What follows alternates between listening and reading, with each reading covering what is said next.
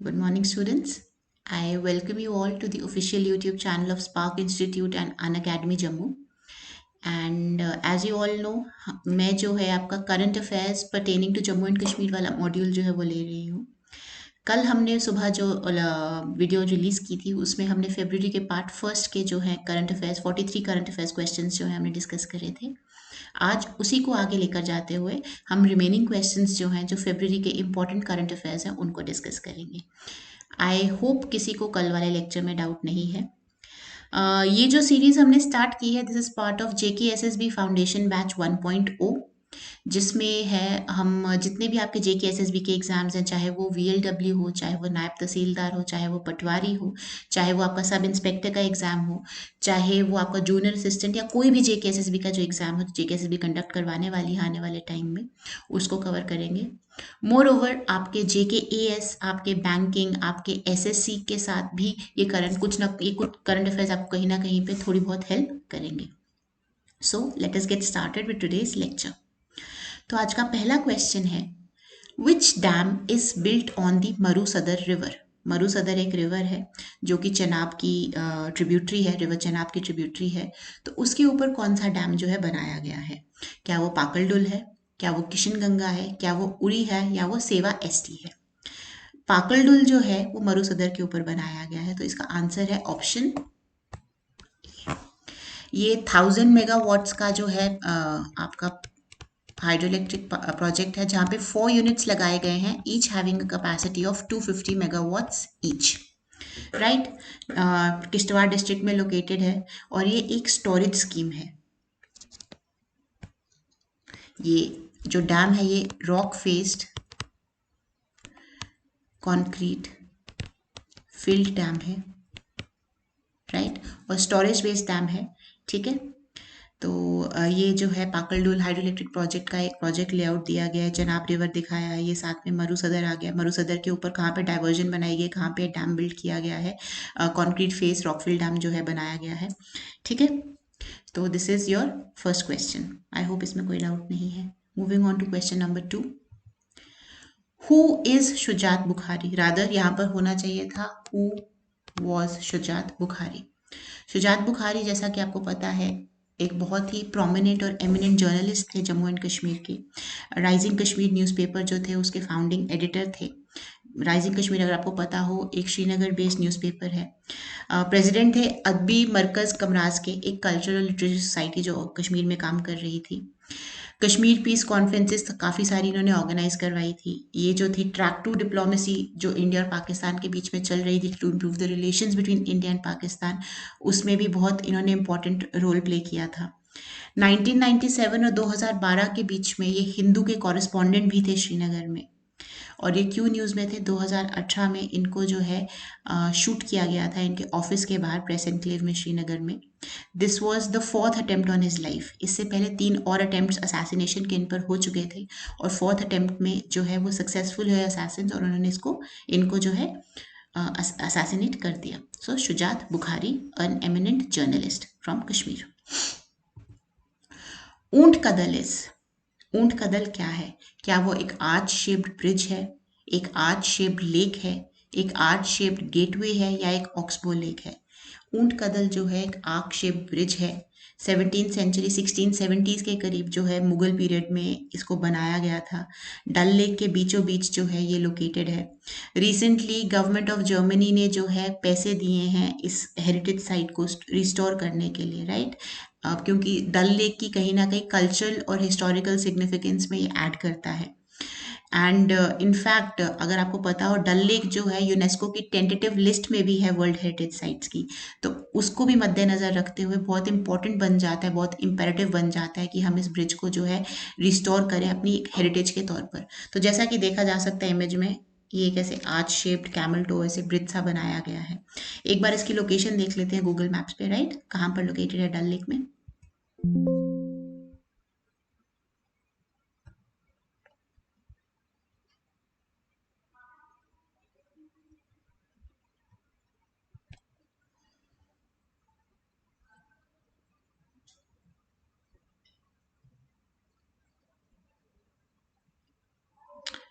This is your, दिख रहा है आर्च, दिख रहा है थोड़ा सा बीच में वो ऐसे आपका आर्च बना हुआ है और ऊपर से ऐसे शेप दी गई है, कैमल शेप ब्रिज जो है आपका। ऊंट कदल, ऊंट मीन्स कैमल, राइट? सो ऊंट कदल, ये आपका डल लेक में लोकेटेड है। कहाँ पर है? देखो डल लेक के बीचों बीच लोकेटेड है डल लेक। शिकारा राइड और ये सब, हजरतबल आ गया यहाँ पे, ट्यूलिप गार्डन आ गया आपका, रॉयल स्प्रिंग्स गोल्फ कोर्स आ गया, रैनावाड़ी इस तरफ पड़ गया आपका, परी महल हम पढ़ चुके हैं। यहाँ पे आपकी एस्ट्रोनॉमी जो साइट बनाई गई थी, राइट? ये आपका शालीमार बाग आ गया, शालीमार घाट आ गया यहाँ पर। तो ये सारा जो है आपका, ये आपका डल लेक का एरिया है और यहाँ पर ये बीचों बीच इसके ऊंट का दल है जो कि कैमल शेप ब्रिज है मुगल पीरियड का, राइट? ओके,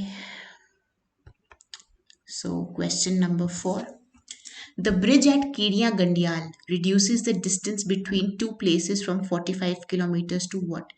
किड़िया गंडियाल जो है कठुआ के पास एक जगह है, कठुआ डिस्ट्रिक्ट में एक जगह है जिसकी जहाँ पे ब्रिज बनाने, रिवर तवी के ऊपर, रिवर रवि के ऊपर ब्रिज बनाने से क्या हुआ है, डिस्टेंस कम हुआ है। कहाँ पर? कठुआ और पठानकोट के बीच में, यानी कनेक्टिविटी इश्यूज जो है आपके जम्मू और कश्मीर और पंजाब के बीच में, उसको कनेक्टिविटी डिस्टेंस जो है वो रिड्यूस किया गया है।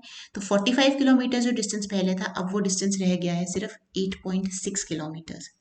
ये आपका 1210 मीटर स्पैन ब्रिज है, रिवर रावी के ऊपर है, कठुआ डिस्ट्रिक्ट में है। ऑलमोस्ट 2,20,000 लोगों को जो है बेनिफिट करेगा जो दोनों साइड्स पर रहते हैं, चाहे वो ट्रेडर्स हों, चाहे वो आपकी फैमिलीज हों, चाहे वो आपका कोई भी ऐसा इंसान है जो up and to and fro करता है पंजाब और जम्मू एंड कश्मीर के बीच में, राइट? टाइम भी सेव करेगा, फ्यूल भी सेव करेगा, मोर ओवर डिफेंस पर्पसेस के लिए बहुत इंपॉर्टेंट है, राइट? डिफेंस कनेक्टिविटी बनाता है। और कॉस्ट क्या रही है इसकी? 158.84 करोड़। अगेन इसकी लोकेशन देख लेते हैं गूगल मैप से, कहाँ पे एग्जैक्टली लोकेटेड है कीडिया गंडियाल ब्रिज।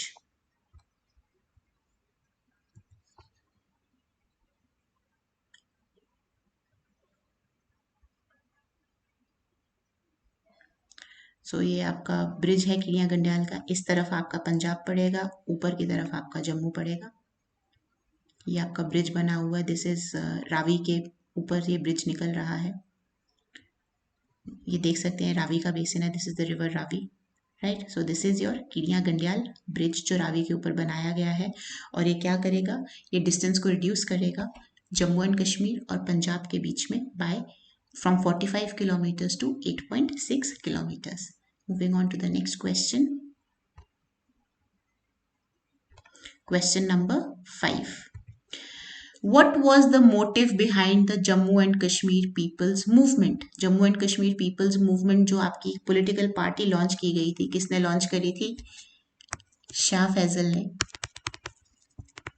राइट? उसका क्या मोटिव था? उसका मोटिव था to peacefully resolve the Kashmir issue.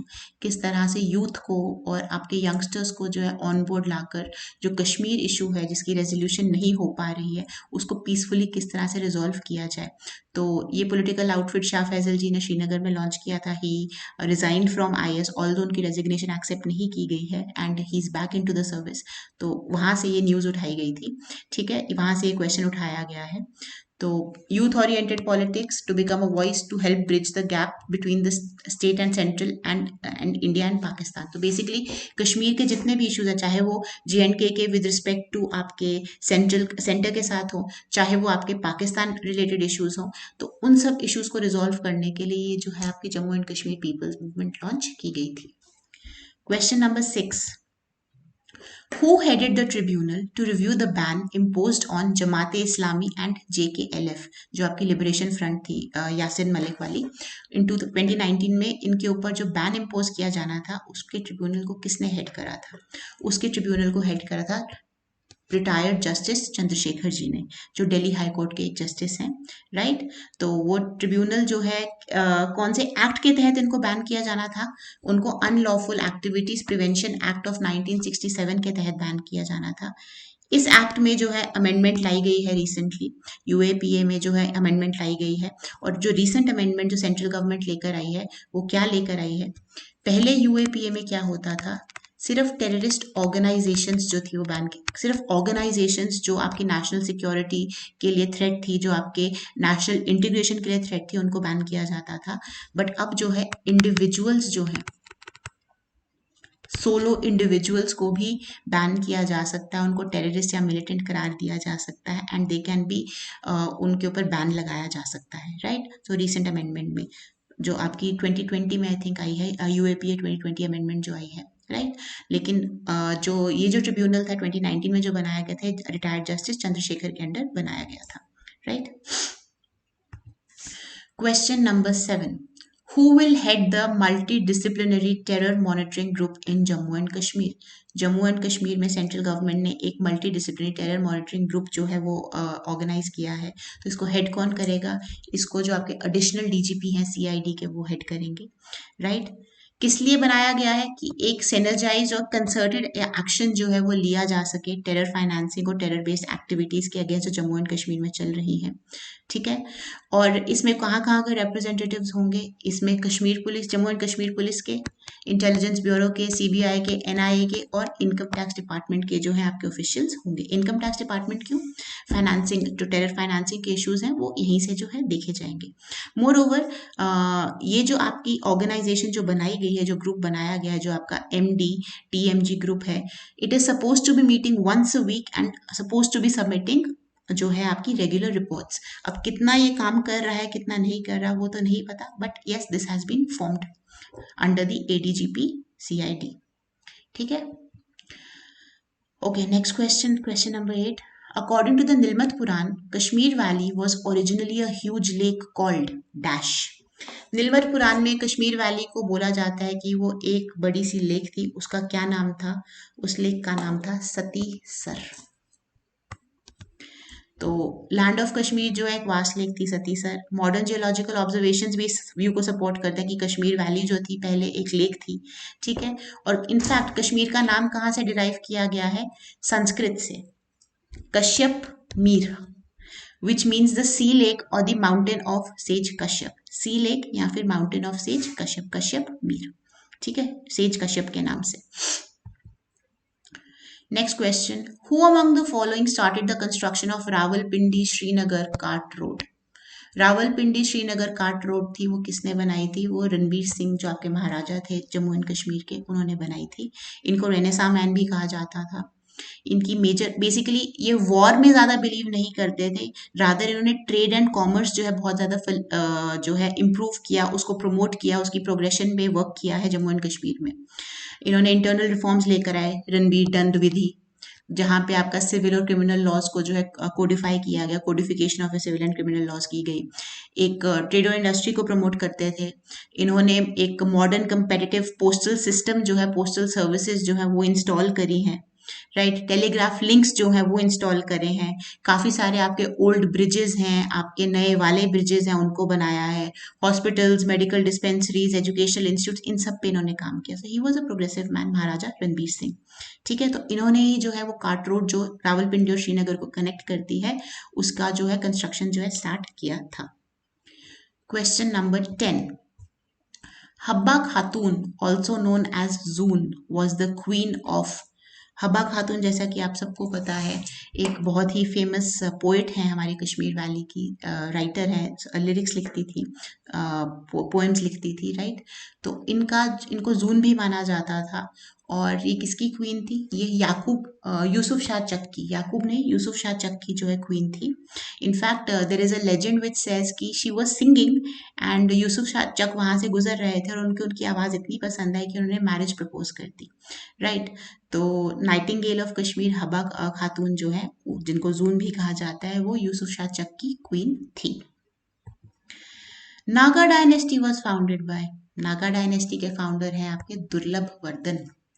Naga dynasty का दूसरा नाम आपकी कारकोटा डायनेस्टी भी है। एंड अगर आपको पता हो, ललित आदित्य जो है इसी डायनेस्टी के एक बहुत ही रिनाउंड रूलर रह चुके हैं। 36 ईयर्स के लिए दुर्लभ वर्धन ने रूल किया है। एंड हुएन सांग जो आपका चाइनीज पिलग्रिम था, उन्होंने दुर्लभ वर्धन के रूल के बीच में ही कश्मीर को विजिट किया था। And he describes Kashmir as very prosperous during that time. Basically Durlabh Vardhan जो है, इनसे पहले जो राजा थे, वो राजा कौन थे आप बताएंगे? Who was the king before?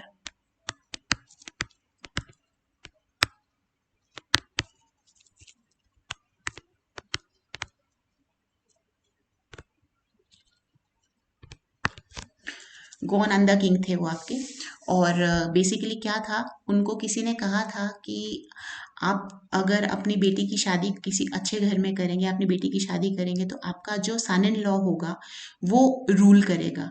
तो जस्ट टू उस चीज़ को अवॉइड करने के लिए उन्होंने अपनी बेटी की शादी किससे करी, उन्होंने अपनी बेटी की शादी एक हॉर्स कीपर के साथ कर दी जो कि दुर्लभ वर्धन थे।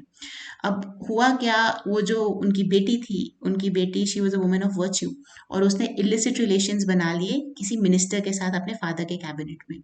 एंड फिर मिनिस्टर्स ने सपोर्ट करके दुर्लभ वर्धन को जो है इंस्टेट किया था थ्रोन के ऊपर। So that is the story.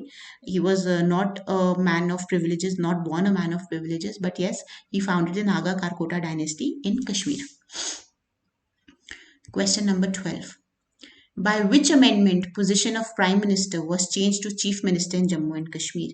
Jammu और कश्मीर में पहले प्राइम मिनिस्टर होते थे, कौन सी अमेंडमेंट से प्राइम मिनिस्टर की जो पोजीशन है उसको चीफ मिनिस्टर की पोजीशन बना दिया गया? This is your sixth amendment of 1965। Sixth amendment Indian constitution की नहीं, sixth amendment of the constitution of Jammu and Kashmir, right. Jammu और कश्मीर के अपने प्राइम मिनिस्टर सदर रियासत थे 1965 तक। लेकिन उस टाइम की जो कांग्रेस सरकार थी उन्होंने सिक्स अमेंडमेंट लेकर आए जम्मू एंड कश्मीर की जो कॉन्स्टिट्यूशन है उसमें, और उन्होंने बेसिकली प्राइम मिनिस्टर की जगह चीफ मिनिस्टर ले आए और सदर रियासत की जगह गवर्नर ले आए। तो जो फर्स्ट प्राइम मिनिस्टर थे जेएंडके के, वो आपके डोगरा रूलर महाराजा हरि सिंह ने अपॉइंट किया था। किसे अपॉइंट किया था? सर एल्बियन बैनर्जी को। तो उसके बाद स्टेट के 9 प्राइम मिनिस्टर्स रहे हैं इंडिपेंडेंस से पहले, और इंडिपेंडेंस के बाद जो स्टेट का पहला प्राइम मिनिस्टर था वो थे मेहरचंद महाजन, right? He was replaced with Sheikh Mohammed Abdullah, who until then had been the head of administration. ठीक है, मेहरचंद महाजन के बाद कौन आए थे? शेख अब्दुल्ला आए थे। ठीक है। Question number 13. Who among the following is the author of the book Waqte Kashmir? इसके ऑथर हैं आपके मोहम्मद आजम कौल। मोहम्मद आजम कौल एक हिस्टोरियन है, एक सूफी सेंट है, एक पोएट है। 1103 एडी में इनका जन्म हुआ था। इन्होंने अपने मुर्शीद के ऊपर, अपने गुरु के ऊपर, अपने टीचर के ऊपर जो है एक बायोग्राफिकल स्केच लिखा था, रसीले फैजुल मुराद, राइट। बाकी उनके वर्क्स जो है कुछ यहाँ पे मेंशन किए गए हैं, राइट। अब ये जो तारीख अज़मी वक़्ते कश्मीर है, ये बेसिकली 1747 में पर्शियन में लिखी गई थी। 10 साल लगे इनको इसको कंप्लीट करने में, एंड सब्सिक्वेंटली फिर इसको ट्रांसलेट किया गया उर्दू में, कश्मीरी में और बाकी सब लैंग्वेजेस में। ये जो बुक है वक़्ते कश्मीर, जो आपकी तारीख अज़मी वक़्ते कश्मीर है, ये बेसिकली सिर्फ पॉलिटिकल और स्पिरिचुअल हिस्ट्री नहीं है कश्मीर की। ये बेसिकली बताता है कि कश्मीर जो है आज की डेट में या उस टाइम पर जो था, किस तरह से वो इवॉल्व किया है, किस तरह से जो फिजिकल और सोशल फैक्टर्स हैं आपके, जैसे कि आपके डिजास्टर्स हैं, जैसे कि आपके एपिडेमिक्स हैं, आपके रायट्स हैं, फैमिन्स हैं, एंड सो ऑन। आपकी जो ज्योग्राफी है उस एरिया की, किस तरह से उसने कश्मीर को शेप किया है, कश्मीर की जो हिस्ट्री है किस तरह से उसको शेप किया गया है इन सब चीज़ों के through. So वक़्ते Kashmir, Mohammad Azam Kaul. Question 14, relatively simple. Choose the correct chronological order of dynasties in Kashmir from the following. तो इसका ऑप्शन ए है, पहले उत्पाल आई, फिर लोहारा आई, फिर देव आई, फिर Shami dynasty I, right. This is the order of dynasties. इसके मतलब डिस्कशन में या डिटेल में क्या जाना है तो आप जेएनके की जब हिस्ट्री पढ़ेंगे उसमें भी कवर कर लेंगे। Question number 15. Avanti Swami temple is dedicated to. Avanti Swami temple Kashmir में श्रीनगर में लोकेटेड एक टेम्पल है जिसकी अब सिर्फ रूइंस रह गई हैं, और वो किसको डेडिकेटेड था? वो बेसिकली डेडिकेटेड था लॉर्ड विष्णु को, राइट। अवंतीपुरा में है, that is why the name Avanti Swami. King Avanti Varman ने बनाया था, again that is why Avanti Swami. Avanti Varman के नाम से ही अवंतीपुरा का नाम पड़ा, क्योंकि अवंती वर्मन ने ही अवंतीपुरा बसाया था। ओरिजिनली विश्वासारा कहा जाता था, and it was a capital at that point of time. King Avanti Varman Utpala dynasty के जो है फाउंडर थे। तो देख लेते हैं कि ये अवंती स्वामी टेम्पल जो है कहाँ पे लोकेटेड है कश्मीर में, राइट। गूगल मैप्स पे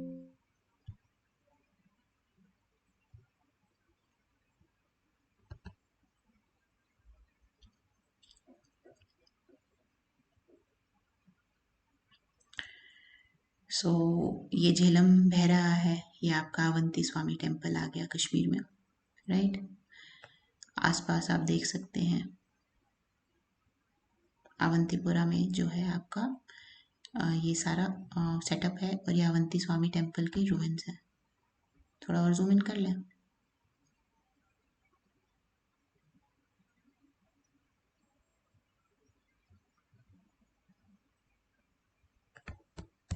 सॉरी,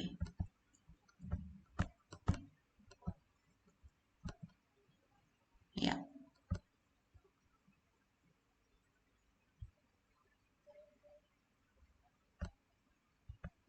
तो ये आपके टेम्पल प्रेमाइसेस है जहाँ पे अब सिर्फ रूइंस रह गए हैं। तो अवंती स्वामी टेम्पल, इसके पास ही जामिया मस्जिद है आपकी अवंतीपुरा की ईदगाह जो इसको कहा जाता है, राइट। तो ये झेलम आपका चल रहा है। तो अवंती स्वामी टेम्पल किसको डेडिकेटेड है? ये डेडिकेटेड है लॉर्ड विष्णु को। और किसने बनाया है? किंग अवंती वर्मन ने, जो कि उत्पला डायनेस्टी के फाउंडर हैं, right. Question number 16, Karewa soils is best for growing, simple question, it is best for growing saffron, right. Karewas क्या है? लैकुस्टराइन डिपॉजिट्स है। लैकुस्टराइन डिपॉजिट्स क्या होते हैं? लेक के डिपॉजिट्स। सो बेसिकली कहा जाता है कि ग्लेशियो फ्लूवियल, ग्लेशियर से, रिवर से, lacustrine, basically water bodies. Moreover ये सारा आपका आ गया वाटर बॉडीज के सेडिमेंट्स और ये आ गया आपका विंड सेडिमेंट्स। तो प्लियो प्लीस्टोस्टीन एज में क्या हुआ है? आपके ग्लेशियर से आए सेडिमेंट्स, आपके रिवर से आए सेडिमेंट्स, आपके लेक से आए सेडिमेंट्स और आपके हवा से आए सेडिमेंट्स जो है, उन्होंने करेवा सॉइल्स जो है, करेवा फॉर्मेशन जो है बनाई है, which are very important for agriculture and horticultural practices, right? Kashmir Valley again known for its Karewa deposits. Thickness क्या है? Around 1400 meters की thickness होगी। पीर पंजाल के बीच में और ग्रेटर हिमालयन रेंज के बीच में जो है ये लाई करते हैं। ग्रेटर हिमालयन रेंज ऊपर आएगी, पीर पंजाल रेंज नीचे आएगी और उसके बीच में ये लाई करते हैं। और जो झेलम है उसकी वेस्ट बैंक्स पर जो है वाइड स्प्रेड है। अब बेसिकली क्या है, अगर आपको पता हो, माना जाता है कि कश्मीर एक लार्ज जो है लेक थी, राइट। और जो टेथिस सी था हमारा, उसके रेमिनेंट से ये लेक बनी थी। अब हुआ क्या, अगर आपको पता हो, वैली ऑफ कश्मीर एक सीज्मिकली एक्टिव जोन है। सीज्मिकली एक्टिव बोले तो यहाँ पर अर्थक्वेक प्रोन एरिया है, बहुत ज़्यादा अर्थक्वेक्स देखने को मिलते हैं। तो अर्थक्वेक आया और जो आपकी बारामूला रेंज है, जो बारामूला हिल रेंज है, उसमें कहीं ना कहीं एक फ्रैक्चर आया, जिस वजह से जो लेक थी इसका सारा पानी बह गया। और जब पानी बह गया, पीछे क्या रह गए? करेवा डिपॉजिट्स रह गए, ब्लैकिश सॉइल के डिपॉजिट्स रह गए। This is just a theory, nothing concrete as to its approval, but यही माना जाता है कि कश्मीर वैली एक लेक थी और जब वो लेक का पानी सारा ड्रेन आउट हो गया, कैसे ड्रेन आउट हुआ?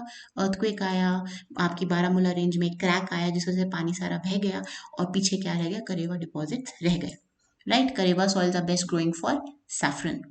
बाकी कल्टीवेशन भी होती है, यहाँ पे एप्पल्स ग्रो किए जाते हैं, आपके नट्स ग्रो किए जाते हैं, राइट। पाम्पोर में बहुत एक्सटेंसिव है आपके करेवा सॉइल्स की जो बेसिकली करेवा सॉइल्स की कल्टीवेशन। तो एक बार इसके बारे में पढ़ लीजिएगा, ज्योग्राफी में भी पढ़ेंगे। In which year was the first legislature of Jammu and Kashmir established? कौन से साल में जम्मू और कश्मीर का पहला लेजिस्लेचर एस्टैब्लिश किया गया था? ये 1934 में एस्टैब्लिश किया गया था और इसका नाम था प्रजा सभा। महाराजा हरि सिंह ने इसको एस्टैब्लिश किया था। 33 इलेक्टेड सीट्स थी, 30 नॉमिनेटेड मेंबर्स थे और 12 एक्स ऑफिशियो मेंबर्स थे। फर्स्ट इलेक्शन में क्या हुआ था? जो आपका लिबरल ग्रुप था हेडेड बाय पंडित रामचंद्र दुबे, पंडित रामचंद्र दुबे जी के द्वारा जो लिबरल ग्रुप हेड किया जा रहा था, that emerge as the largest party. और उसके बाद सेकेंड लार्जेस्ट थी मुस्लिम कॉन्फ्रेंस। फर्दर जो है 1938 और 47 में भी इलेक्शंस होल्ड किए गए और 1939 में क्या हुआ है, ये जो मुस्लिम कॉन्फ्रेंस है ये नेशनल कॉन्फ्रेंस में बदल गई under the leadership of Sheikh Mohammad Abdullah.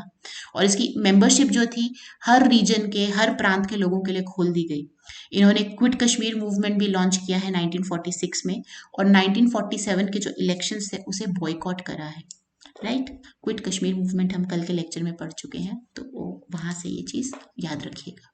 1934 first legislature. Question number 18. Who probably invented the Dogri script? जो आपकी डोगरी स्क्रिप्ट है, उस कौन इसका प्रोबेबल इन्वेंटर हो सकता है? आपके राजा शक्तिकरण जो है, जो एक डोगरा रूलर थे, वो इसके प्रोबेबल इन्वेंटर हो सकते हैं। ठीक है, जम्मू के रूलर थे और बेसिकली बहुत लर्नड माना जाता है उनको। उन्होंने जो है बहुत सारे लॉज जो इंट्रोड्यूस किए थे, क्योंकि शास्त्र पढ़ रखे थे उन्होंने, और उन्होंने जो है रिलीजियस राइट्स, बहुत सारे हवन और ये यज्ञ वगैरह जो अपने परफॉर्म करते थे। तो इस वजह से राजा शक्तिकरण को राजा शास्त्री भी बोला जाता था। क्या बोला जाता था? शास्त्री इज पंडित बेसिकली, तो पंडिताई करते थे, तो इस वजह से राजा शास्त्री। एंड बोला जाता है कि इन्होंने इनोवेट की थी, इन्होंने इन्वेंट की थी Dogri script for the first time, और उस टाइम पे इसका बोला जाता था गणमत। लिखा, हाँ लिखा है। गणमत was descended from Brahmi script, Brahmi से डिसेंड की गई थी, और एक्सटेंडेड वर्जन थी शारदा स्क्रिप्ट की। ब्राह्मी से जो है डिराइव की गई थी, और एक्सटेंडेड फॉर्म थी आपकी शारदा स्क्रिप्ट की, राजा शास्त्री द्वारा बनाई गई probably. Which of the following are a mode of water transport to carry passengers in J&K? इनमें से कौन सा एक मोड ऑफ वाटर ट्रांसपोर्ट है जहां पे पैसेंजर्स जो है कैरी होते हैं? खोच, शिप, डूंगा, बनाक। डूंगास जो है आपके, जो हाउस बोट्स हैं आपकी, जो आपकी पतली सी ऐसे बोट सी निकलती हैं, उन वो जो है आपका एक मोड ऑफ वाटर ट्रांसपोर्ट है।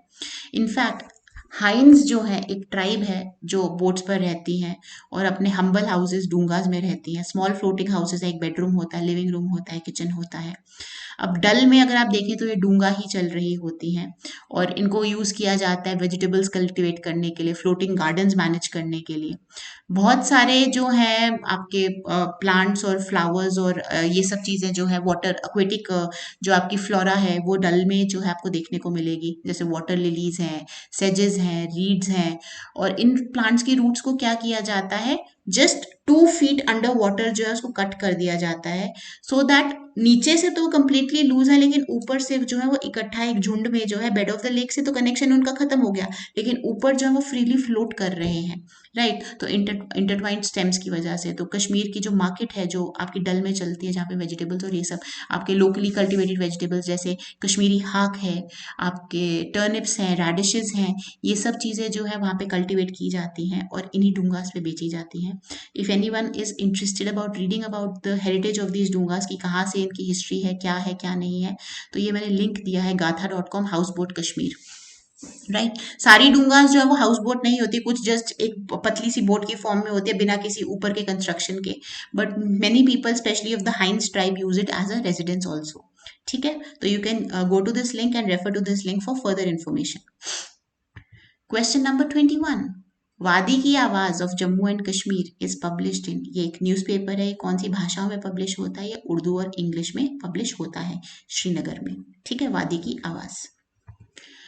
Which river is used for navigation purpose from Khanabal to Baramulla? Khanabal से अगर बारामूला आना है तो कौन सा रिवर हम यूज करते हैं? ऑब्वियसली हम रिवर झेलम यूज करेंगे। ठीक है, most common mode of transport रहा है कश्मीर में जब रोड ट्रांसपोर्ट नहीं था, तो झेलम रिवर जो है नेविगेशन के लिए इस्तेमाल किया गया था खानाबल से बारामूला तक आने के लिए।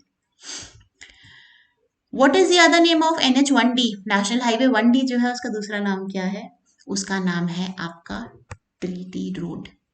ठीक है, it is also known as treaty road. ये श्रीनगर से लेह तक जो जा रही है इसको ट्रीटी रोड भी कहा जाता है। ये श्रीनगर लेह हाईवे है। ठीक है, and it was earlier one of the only 2 roads जो श्रीनगर को जो है लद्दाख को जो है रेस्ट ऑफ द इंडिया से कनेक्ट कर रही थी, the other being the Leh Manali highway. लेकिन अभी हमने पीछे पढ़ा था जब हम पढ़ रहे थे शांकुला के बारे में पढ़ रहे थे, हमने जनवरी में शांकुला के बारे में पढ़ा है, तो किस तरह से अब कनेक्टिविटी जो है लेह लद्दाख में बढ़ाई जा रही है और भी आपके रोड्स जो हैं वो इंट्रोड्यूस किए जा रहे हैं। तो ये जो श्रीनगर लेह हाईवे है इसको नेशनल हाईवे 2006 में डिक्लेयर किया गया। इनफैक्ट जो ओल्ड सेंट्रल एशियन रूट था श्रीनगर ले यारकंड का, इसको ट्रीटी रोड भी कहा जाता था, बिकॉज अ कमर्शियल ट्रीटी जो है साइन की गई थी 1870 में महाराजा रणबीर सिंह और थॉमस डगली फॉर्सिथ के बीच में। थॉमस डगलस फॉर्सिथ के बीच में महाराजा रणबीर सिंह है, जैसे हमने पीछे पढ़ा, he was focused on promoting trade and commerce, तो उन्होंने ट्रीटी साइन की किसके साथ? थॉमस डगलस फॉर्सिथ के साथ, और एक ट्रीटी के तहत जो है लेह, श्रीनगर और यारकंड के बीच में सेंट्रल एशिया में जो एक आपका एरिया है उसको कनेक्टिविटी के लिए जो है इस रोड का इनॉग्रेशन किया गया, ट्रीटी रोड।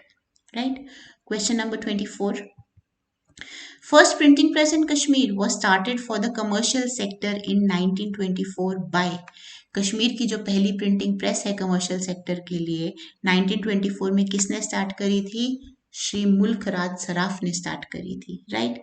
प्रिंट मीडिया क्या होता है? न्यूज़पेपर्स और मैगजीन्स होते हैं। तो इम्पॉर्टेंट मेमोरेबल डे क्यों है? क्योंकि first regular issue of weekly newspaper इन उर्दू, रणबीर, क्या पेपर का क्या नाम था? कमर्शियल पेपर का क्या नाम था? रणबीर नाम था। Knight of the battle field made its appearance laying the foundation of journalism in Jammu and Kashmir by Lala Mulk Raj Saraf, जो इनको लेटर ईयर्स में क्या भी बोला गया? Father of journalism in Jammu and Kashmir. तो ये सवाल आ सकता है कि पहला कौन सा पेपर था जो जम्मू एंड कश्मीर में जो पब्लिश हुआ है? रणबीर हुआ है। किसने किया है? लाला मुल्क राज सराफ ने किया है। कौन से साल में किया है? 1924 में किया है, राइट। और who is known as the father of journalism in Jammu and Kashmir? Lala Mulk Raj Saraf. ठीक है। Question number 25, which Karkota ruler expanded his empire in Ladakh during 7th-8th century AD? कौन से कारकोटा रूलर ने जो है लद्दाख में अपना एम्पायर जो है एक्सपैंड किया? ललित आदित्य ने एक्सपैंड किया, राइट। कल्हाना का अकाउंट है, कल्हाना ने बताया है कि किस तरह से ललितादित्य एक्सपेंशन कर रहे थे हर जगह। इनफैक्ट कल्हाना को जो कल्हाना का जो अकाउंट है उसको रिकंस्ट्रक्ट किया गया एक आर्ट हिस्टोरियन हर्मन गोइट्स ने, और उन्होंने भी ये थियोराइज किया कि भाई जब ललितादित्य अपना एक्सपैंड करे तो सेंट्रल एशिया के साथ वो रिलेशंस बनाने की कोशिश कर रहे थे, और उन्हीं रिलेशंस के तहत उन्होंने लद्दाख को भी जो है एनेक्स किया था, अपना एम्पायर वहां तक भेजा था। लेकिन आपके जो बाकी रूलर्स हैं जिनके अकाउंट्स हैं वहां पर ललितादित्य का इस तरह से जो एग्जैजरेटेड कॉन्क्वेस्ट जो है मेंशन नहीं है, तो again it is again doubtful. लेकिन किसने किया था? ललितादित्य ने करा था, ठीक है। When was quit Kashmir movement started? अभी पढ़ा है हमने, कल भी पढ़ा था क्विट कश्मीर मूवमेंट के बारे में। 1946 में शेख मोहम्मद अब्दुल्ला ने इसको स्टार्ट किया था, राइट। खरी सिंह की रजीम के ऊपर मैसिव क्रैकडाउन था। दे वांटेड कि डेमोक्रेसी जो है स्टेट में आए, ऑटोक्रेसी खत्म हो जाए, मोनार्की खत्म हो जाए। और पंडित जवाहरलाल नेहरू जो थे वो केस लड़ रहे थे, आपके कंसल्टेंट थे शेख मोहम्मद अब्दुल्ला का के, ठीक है। इनफैक्ट वो जब कश्मीर आए भी थे एक लॉयर्स की टीम को लेकर just to defend Sheikh Abdullah, लेकिन उनको बट उनको भी अरेस्ट कर लिया गया था, जवाहरलाल नेहरू को भी अरेस्ट कर लिया गया था। Quit Kashmir movement 1946। Harmukh mountain in Jammu and Kashmir are located in? Harmukh mountains कौन सी डिस्ट्रिक्ट में लोकेटेड है? हरमुख माउंटेन्स गांदरबल में लोकेटेड है, राइट। इसकी पीक जो है 5142 मीटर्स की है, ठीक है। हिमालयन रेंज का पार्ट है। नाला सिंध है साउथ में और किशनगंगा नीलम रिवर है नॉर्थ में, और इसी के आसपास अगर आप देखिए गंगाबल लेक भी जो है वो लोकेटेड है। तो एक बार जो है इसका लोकेशन देख लेते हैं गूगल मैप पे, हरमुख माउंटेन।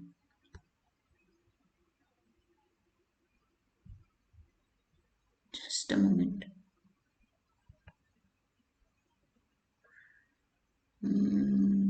आई थिंक वो डिलीट हो गया, डोंट वरी।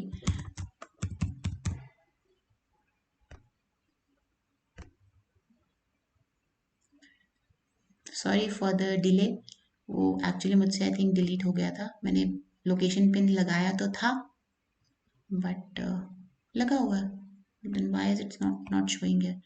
तो ये आपका हरमुख माउंटेन है यहाँ पर, जैसा कि आप देख सकते हैं। ये आपकी गंगाबल लेक आ गई इसके फुट पर,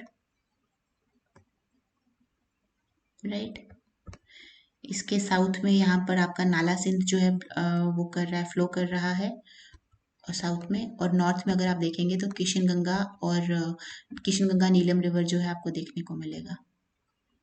इस स्केल पर दिखाना थोड़ा सा मुश्किल हो जाएगा, बट यहाँ पर किशनगंगा फ्लो कर रहा है, नीचे इसका जो है यहाँ पे नाला सिंध ये वाला रिवर फ्लो कर रहा है, राइट। ये आपकी गंगाबल लेक आ गई, ठीक है। I hope this is clear,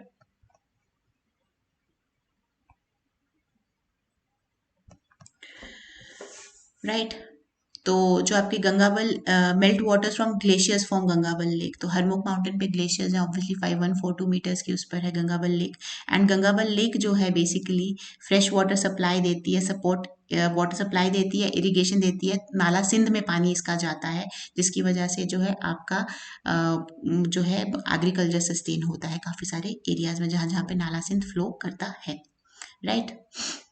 question number 28, name the river which originates from Kolahoi glacier in north western Himalayan range. Kolahoi glacier से लिद्दर रिवर जो है वो ओरिजिनेट करता है एंड इसका पानी जो है अनंतनाग डिस्ट्रिक्ट को सर्व करता है, right, for drinking water purposes, for agricultural purposes. तो अगेन कोलाहोई का लोकेशन देख लेते हैं।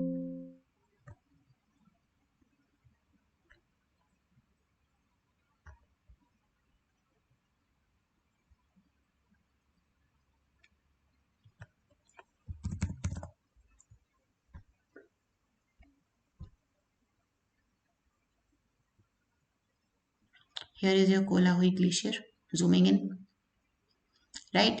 ये आपका ग्लेशियर है और इसी से जो है लिद्दर रिवर जो है अपना पानी लेता है। ये आप देख सकते हैं लिद्दर रिवर जो है फ्लो करना स्टार्ट कर गया है, ठीक है। This is Lidder, right, Anantnag को सर्व करता है ये। When was the first mineral survey done in Jammu and Kashmir? पहला मिनरल सर्वे कब था? 1924 में by mister Middlemiss in collaboration with the government of Jammu and Kashmir.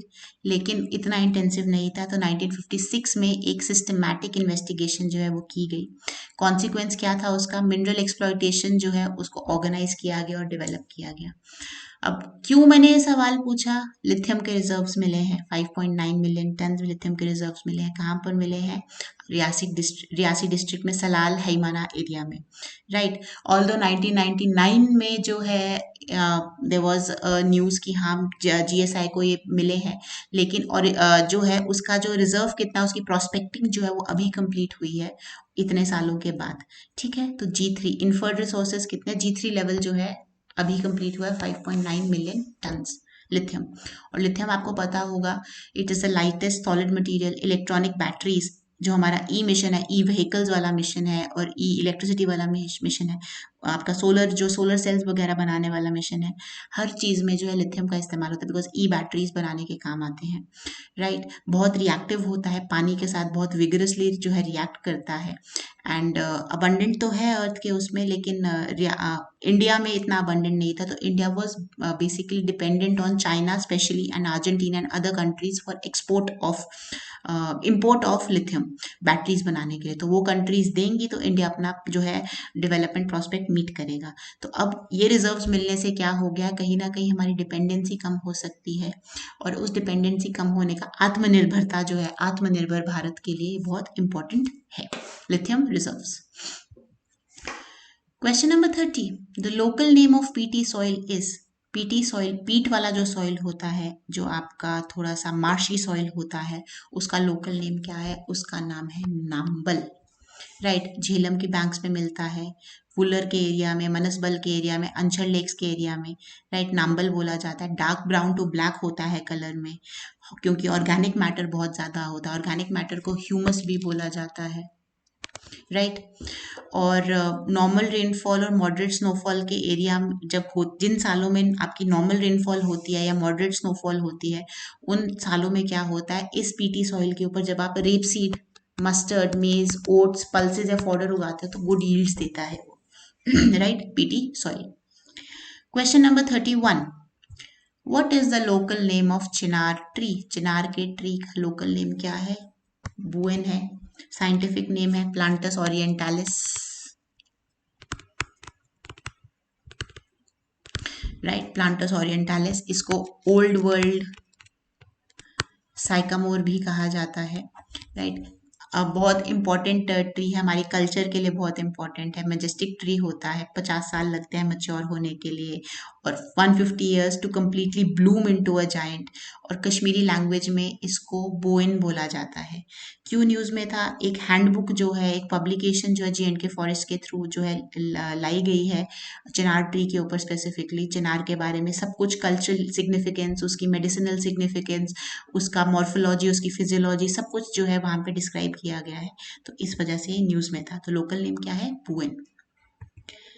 मुश्क भुज्जी that grows well in Kashmir is a type of what. पता तो लग ही गया होगा, एरोमेटिक राइस है। क्यों है न्यूज़ में? 9 आइटम्स को जीआई टैग मिलने वाला है बहुत जल्दी और उनमें से एक ये है मुश्क पुच्ची। स्मॉल ग्रेन, प्लम्प है, फ्रेग्रेंट है, फुट हिल्स ऑफ हिमालयस में ग्रो किया जाता है। One of the premium varieties जो कश्मीर में ग्रो की जाती है। इसका टेस्ट कैसा होता है? बहुत ही अर्दी नटी सा टेस्ट होता है, यूनिक फ्रेग्रेंस होती है बाकी वेराइटीज से जो इसको डिस्टिंग्विश करती है। मुश्क पुच्ची क्या है? एक तरह का चावल है जिसको जीआई टैग मिलने वाला है।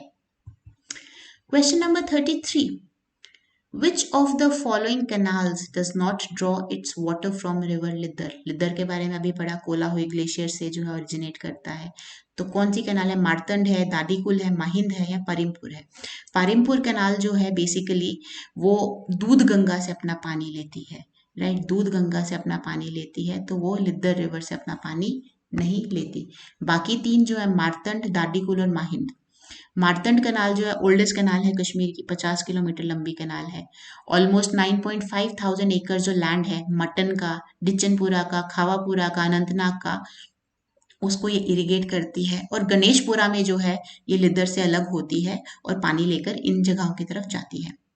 दाडीकुल जो है नाला लिद्दर कोटसू के पास जो है छतापुरा में, वहां से पानी लेती है। 19 किलोमीटर लंबी है और 8,000 एकड़ लैंड जो है उसको जो है इरिगेट करती है। ये लैंड कहाँ पे? खुर्रम, बिछनपुरा, अनंतनाग और सरहारना एरिया में। महिंद जो है 1956 में बनाई गई थी, अगेन नाला लिद्दर से लेती है लेकिन सखरस में लेती है पानी। 16 किलोमीटर की है और ऑलमोस्ट 2500 एकड़ जो है उसको जो है इरिगेट करती है सेरिया में, विच्छनपुरा में और अनंतनाग में।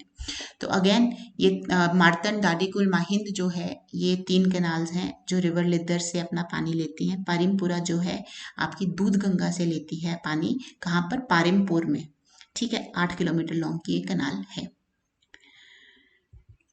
Which of the following fruits are grown in the subtropical zone of Jammu and Kashmir?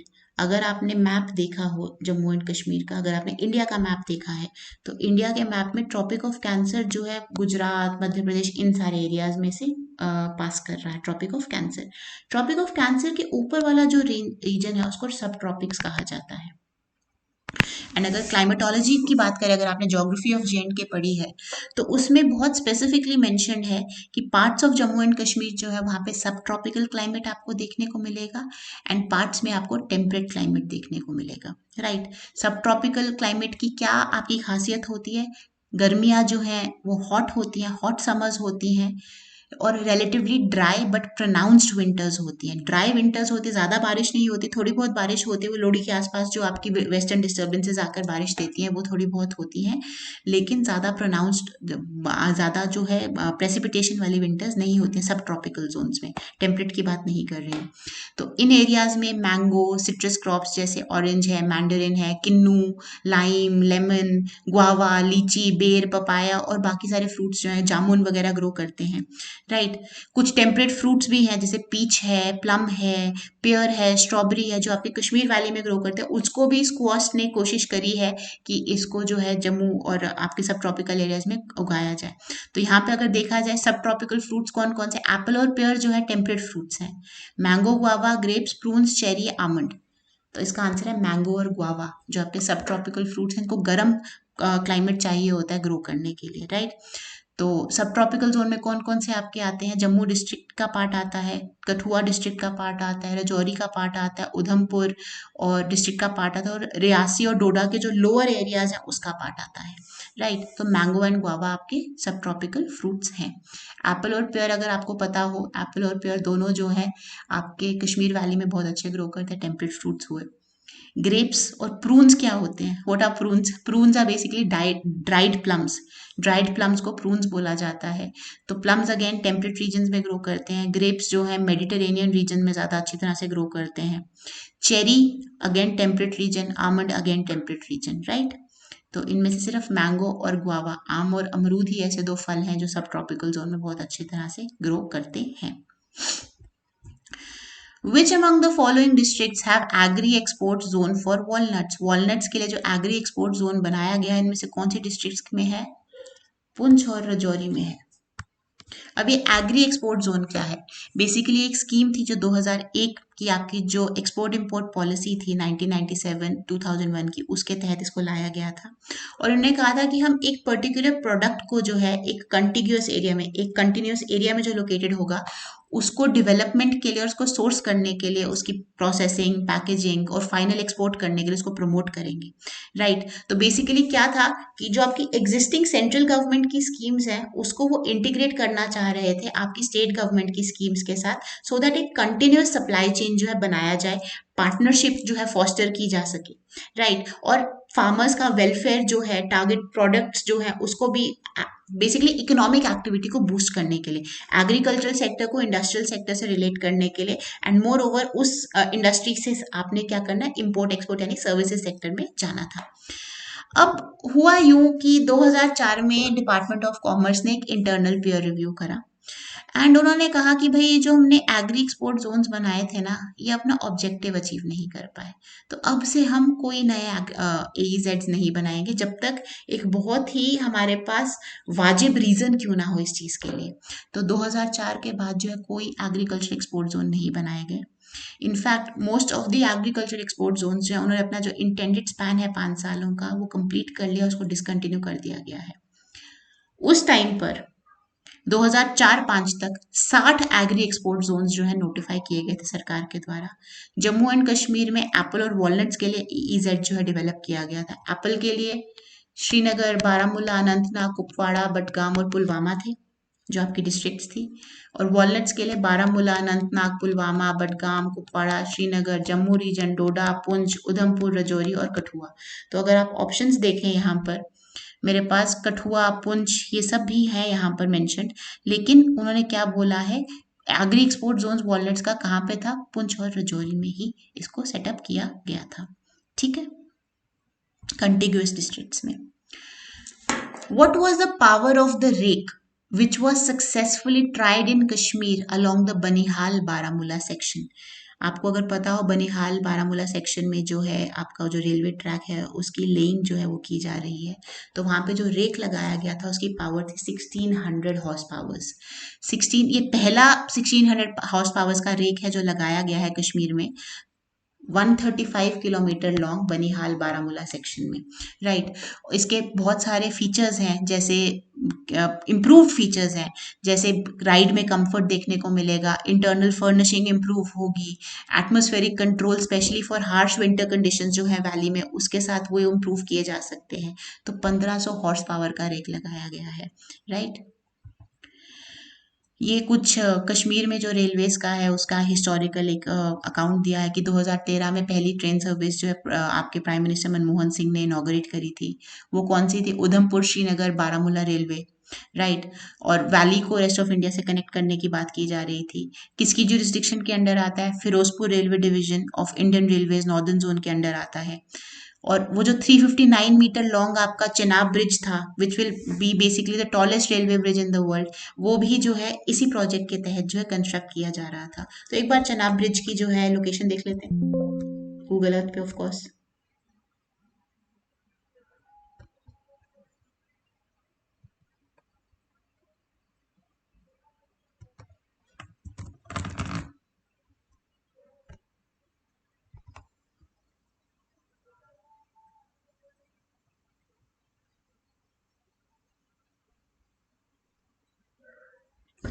ये जो है लाइव दिखा रहा है रेलवे ब्रिज की, ये जैसे देख सकते हैं रेलवे ट्रैक यहाँ पर चल रहा है, चेनाब के ऊपर ये ब्रिज बनाया गया है, Chenab rail bridge, the tallest bridge in the world, 359 metres, and ये चेनाब रिवर के ऊपर बनाया जाएगा as part of your Udhampur Baramulla जो आपका लिंक, श्रीनगर बारामूला जो लिंक आपका रेलवे का ले किया जा रहा है, जिसकी टेस्टिंग अभी चल रही है, right. Moving on to our PPT. The next question, question number 37. Who among the following has been awarded the Prime Minister's राष्ट्रीय बाल पुरस्कार 2023?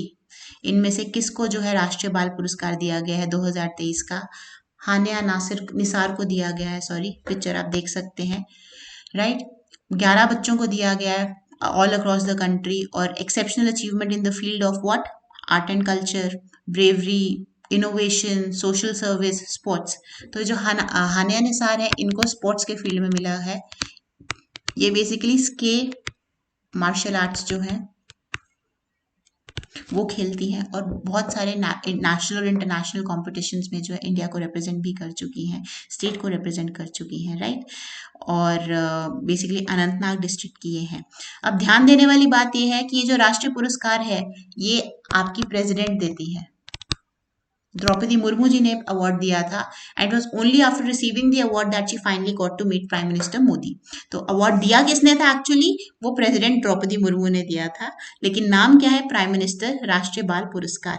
हानिया निसार, जो कि अनंतनाग की है, स्के मार्शल आर्ट्स प्रैक्टिस करते हैं, 11th क्लास की ये स्टूडेंट है, राइट। अनंतनाग डिस्ट्रिक्ट में बिलोंग करती हैं, राइट। तो she got for the field of sports. J&K has been declared as a free area for which of the disease under PCICDA Act 2009? Basically J&K को free area declare कर दिया गया है lumpy skin disease से। अगर आप cattle देखते हैं, बहुत बार आप गाय भैंस देखते हैं, उनके शरीर पर जो है ऐसे पिंपल्स जैसे लंप्स बने होते हैं, तो उसको बोला जाता है लंपी स्किन डिजीज। ये डिक्लेरेशन जो है basically prevention and control of infectious and contagious diseases in animals act 2009 के तहत जो है डिक्लेरेशन लाई गई है, फ्री एरिया बनाया गया है। कोई भी ऐसा केस नहीं है जो जम्मू और कश्मीर की यूनियन टेरिटरी से जो लंपी स्किन डिजीज का रिपोर्ट किया गया है। अब लंपी स्किन डिजीज होता क्या है? Lumpy skin disease basically contagious viral infection, एक वायरल डिजीज है। बेसिकली जो वायरल डिजीज है, ये एक डबल स्ट्रैंडेड डीएनए से बना है, belonging to the family Poxviridae, right. It spreads among cattle. और कैसे स्प्रेड होता है? कोई ना कोई आपके लिए आपको कोई ट्रांसमिटर चाहिए, चाहे वो मच्छर हो, चाहे वो मक्खी हो, चाहे वो लाइस हो या वॉस्प्स हो। लाइस क्या होता है? जुएं। वॉस्प क्या होता है? आपकी तुमुड़ी, येलो कलर की वो होती है ना तुमुड़ी, राइट। डायरेक्ट कॉन्टैक्ट जब उनके साथ आता है वो ट्रांसमिट करती है लंपी स्किन डिजीज, किसको? कैटल को। And it can also be spread through contaminated food and water, right. तो ये डिजीज जो उसने स्प्रेड किया है गुजरात में, राजस्थान, पंजाब, हरियाणा, उत्तर प्रदेश, आंध्र प्रदेश में। और इंडिया में पहली बार इसको रिपोर्ट कब किया गया है? 2019 में किया गया था, राइट। तो लंपी स्किन डिजीज से J&K जो है फ्री एरिया इसको है जो डिक्लेयर कर दिया गया है। तो लंपी स्किन डिजीज क्या है?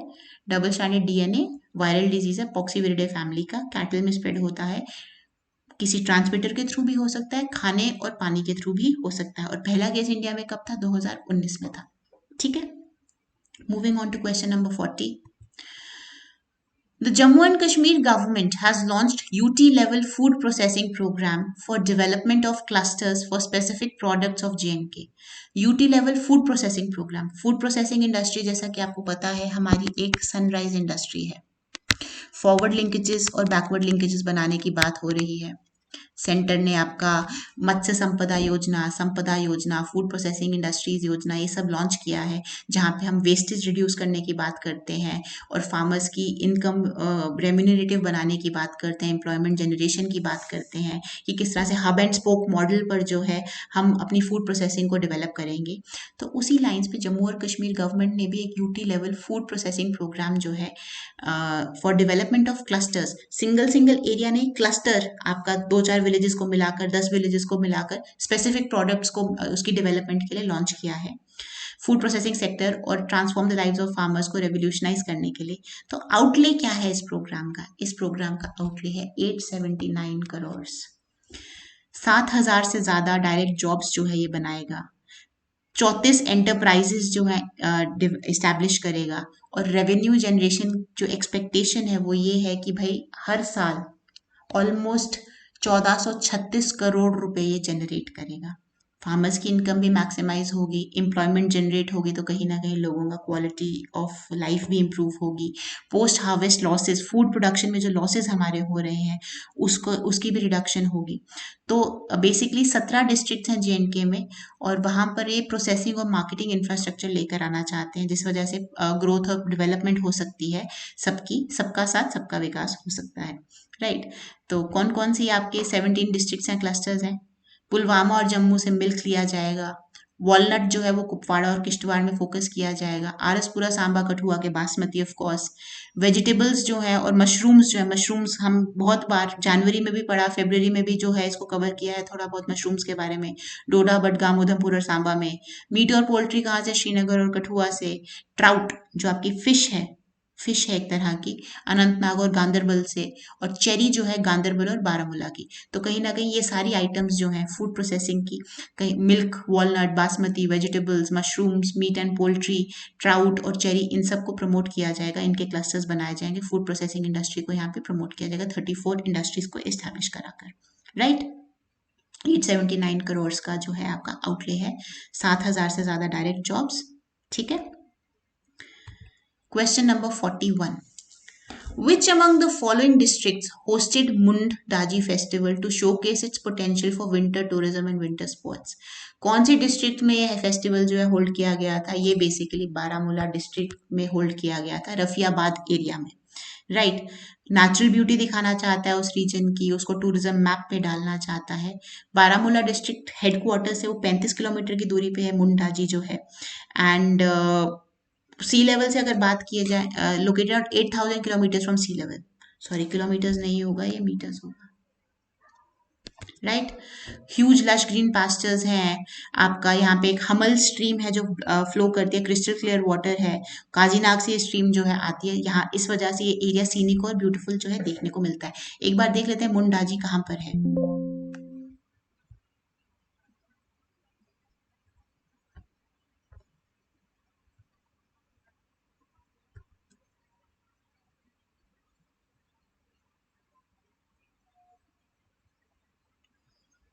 जैसा कि आप देख सकते हैं बारामूला डिस्ट्रिक्ट में ये एक बड़ा सा एक सीनिक सा इन्होंने सेटअप रखा है मुंडाजी आपका, जहाँ पे ये फेस्टिवल होल्ड किया जाता है, right, near Baramulla district, this is Mundaji, ठीक है।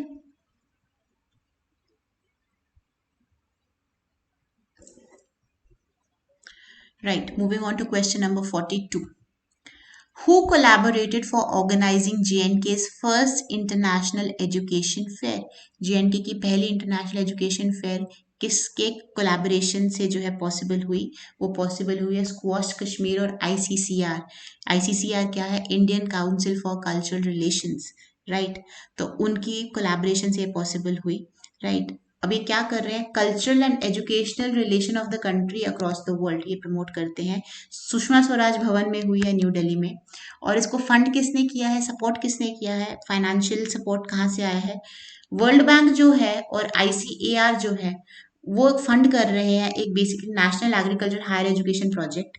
और वो प्रोजेक्ट किस लिए जो है लॉन्च किया गया है? For the institutional development of SKUAST Kashmir, Sher Kashmir university for agricultural science and technology जो कश्मीर में है, उसकी इंस्टीट्यूट, उस इंस्टीट्यूट को डेवलप करने के लिए वर्ल्ड बैंक और आईसीआर ने NAHEP जो है वो लॉन्च करा है।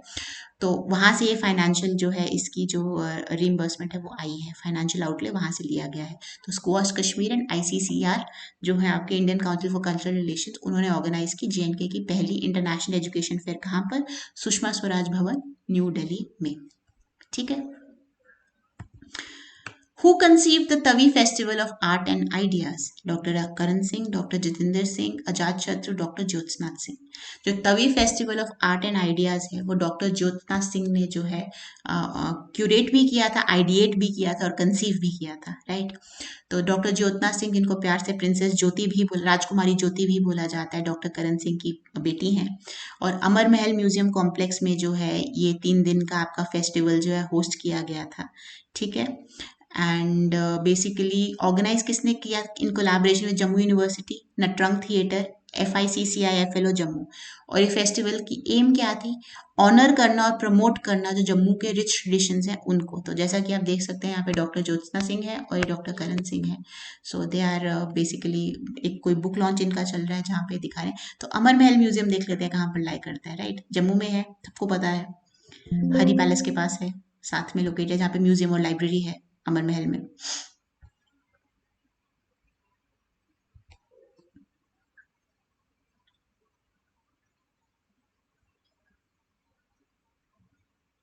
तो ये आपका पूरा जो है हरि निवास पैलेस का जो है ये कंपाउंड है, ये आपका हरि निवास पैलेस आ गया, ये आपका अमर महल म्यूजियम और लाइब्रेरी आ गया, right.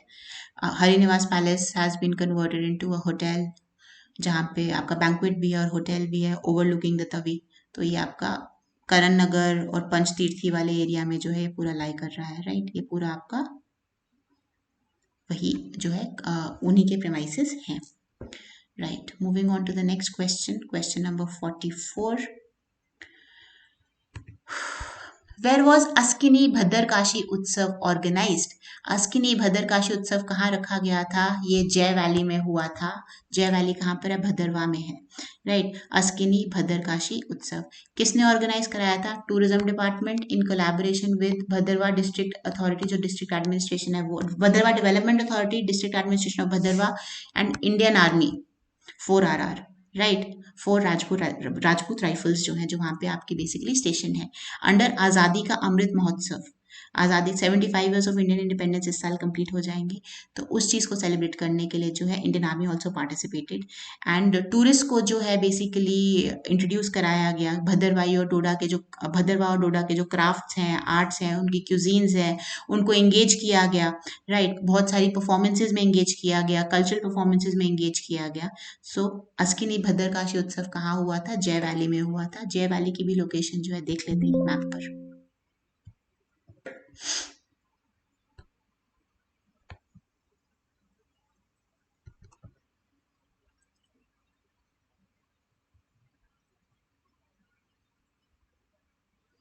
So this is your जय वैली। देखने से ही सुंदर लगे, दोनों तरफ फॉरेस्ट है, बीच में वैली है। Right, Askini Bhadrakashi festival. ठीक है, अस्किनी भद्रकाशी फेस्टिवल कहाँ पर? जय वैली में हुआ था। ये आपका सारा भद्रवाह जो है यहाँ पे सेटअप है। Okay, next question, Which mineral deposits are available in निछाहमा एंड हंगनी कोट एरियाज? ये भी अभी न्यूज में था। लिथियम के बाद यहाँ पर निछाहमा और हंगनी कोट एरिया जो कुपवाड़ा में है, वहां पर आपके कुछ मिनरल के डिपॉजिट्स मिले हैं। कौन से मिनरल के मिले हैं? लिग्नाइट के तो मिले ही मिले हैं, साथ में मार्बल के भी मिले हैं। टोटल 17 मिलियन टन के जो हैं आपको डिपॉजिट्स मिले हैं, जिसमें से 9 मिलियन टन जो हैं वो आपके लिग्नाइट के हैं और 8 मिलियन टन जो हैं आपके मार्बल के हैं। मार्बल कहाँ पे मिला है? अवूरा और जिरहमा में मिला है। राइट, तो कहीं ना कहीं मिनरल डिपॉजिट्स मिल रहे हैं। एम्प्लॉयमेंट, माइनिंग करेंगे तो ऑब्वियसली एम्प्लॉयमेंट जनरेट होगा, लोगों के जो वेलफेयर है उसके ऊपर ध्यान दिया जा रहा है। तो निछामा और हंगनी कोट में लिग्नाइट मिला है 9 मिलियन टन और अवूरा और जिरहमा में मार्बल मिला है 8 मिलियन टन। ठीक है, कुपवाड़ा डिस्ट्रिक्ट का जो है ये एरिया है लिथियम के बाद। अब this is the second important news, lignite as well as marble in Kupwara district of Jammu and Kashmir. तो ये पूरा एक मैप है जो दिखा रहा है लाइमस्टोन कहाँ पे मिलेगा। लाइमस्टोन आपको सोगम और करालपुरा में मिल रहा है। मिनरल ब्लॉक्स इन्होंने ये बनाए हुए हैं कुपवाड़ा में। मार्बल कहाँ पे मिल रहा है? मार्बल इस एरिया में मिल रहा है। सो प्रोबेबली ये आपका वूरा और जिरहमा रीजन होगा। लिग्नाइट कहाँ पर है? लिग्नाइट ये दिखा रहे हैं चौकीबल यहाँ पर और यहाँ पर, तो इसमें से निछम और हंगनिकल एरिया भी होगा। कॉपर के लिए भी दिखा रहे हैं, कॉपर ये स्टार से दिखाया जा रहा है कि कहाँ पर। और ये जो नीचे जो मैप है ये बेसिकली आपका जियोलॉजिकल मैप है, ये आपका बेसिकली बता रहा है जो आपकी स्टोन फॉर्मेशन है वो कितनी पुरानी है। राइट, स्टोन फॉर्मेशंस का जब तक जियोलॉजिकल मैप नहीं होगा तब तक आप मैप नहीं कर पाओगे कौन सा मिनरल आपको कहाँ पर मिलेगा। तो डिस्ट्रिक्ट कुपवाड़ा का जो है डिस्ट्रिक्ट मिनरल ऑफिसर के द्वारा बनाया गया जियोलॉजिकल और माइनिंग मैप है। Question number 46. As per the notification issued by the J&K government, property tax will be imposed in Jammu and Kashmir from which date? कौन सी डेट से property tax लगने वाला है? 1 अप्रैल 2023 से property tax जो है लगने वाला था। राइट, ये बेसिकली कौन से एक्ट के थ्रू जो पावर्स जो है एक्सरसाइज की जा रही है? Section 71A of the Jammu and Kashmir municipal act 2000। Right, इसके sub section 1 of section 65 and sub section 1 of section 73। Housing and urban development authority ने जो है इसको जो है नोटिफाई किया, इशू किया है। राइट, और इन रूल्स को कहा जाएगा Jammu and Kashmir property tax other municipality rules 2023। ठीक है, तो ये जो है कब से लगेगा? 1 अप्रैल 2023 से लगेगा। So that is all for the current affairs of February 2023।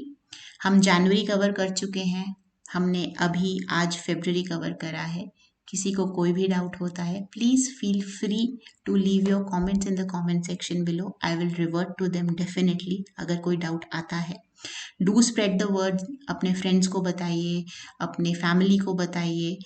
Happy मतलब एम्प्लॉयमेंट और इन सब चीज़ों से कोई भी जो है पीछे नहीं रहना चाहिए, right. So do not forget to like share and subscribe. इसका जो पीडीएफ है ये आपको अवेलेबल कर दिया जाएगा spark institute Jammu official Telegram channel है उस पर। अगर आप में से किसी ने ज्वाइन नहीं करा है, please do join that channel, right. In the next lecture I will meet you with the current affairs of March 2023 and जो फरवरी के थोड़े बहुत और जनवरी के थोड़े बहुत करंट अफेयर्स रह गए होंगे वो उसमें कवर कर लेंगे, राइट। तो अगर किसी को भी कोई डाउट है, again repeating my self, please please please leave it in the comment section below and do spread the word about these videos, ठीक है। Thank you so much for joining me today and hope to see you all soon. Have a good day. Take care. Bye bye.